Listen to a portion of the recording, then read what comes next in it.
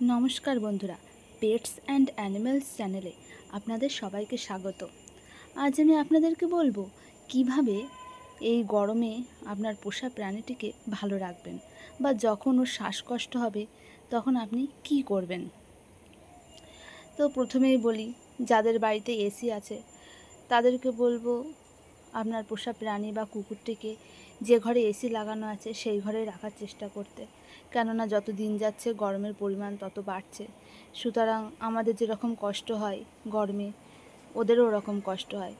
আর যাদের বাড়ি এসি নেই তাদের জন্য বলবো, যখন দেখবেন যে আপনার বাড়ির কুকুরটি খুব হাঁপাচ্ছে বা খুব শ্বাসকষ্ট হচ্ছে, তখন ওকে স্নান করান।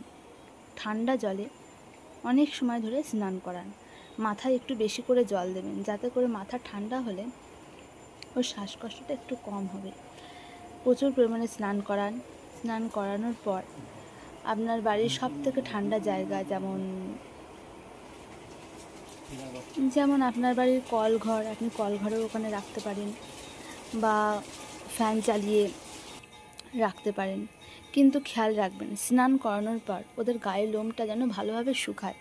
এর জন্য আপনি গাটাকে খুব সুন্দর করে মুছিয়ে দেবেন, যেন কোনো জায়গায় অতিরিক্ত জল না থাকে। এবং পায়ের যে থাবাগুলো খেয়াল করবেন, পায়ের থাবার ভিতরে যেন কোনো জল না থাকে। যদি জল থাকে এতে করে কিন্তু ঘা হওয়ার সম্ভাবনা থাকে। ভালো করে ওদের গাটাকে মুছিয়ে দেবেন। যদি হেয়ার ড্রায়ার থাকে তাহলে তো খুবই ভালো হয়। হেয়ার ড্রায়ার দিয়ে ওর সমস্ত গাটাকে শুকিয়ে দেবেন।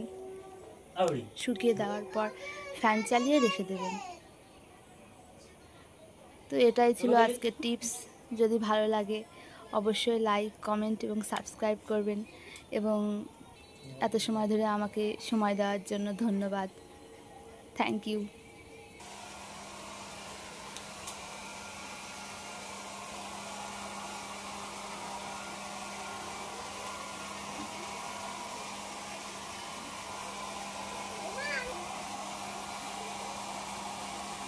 গান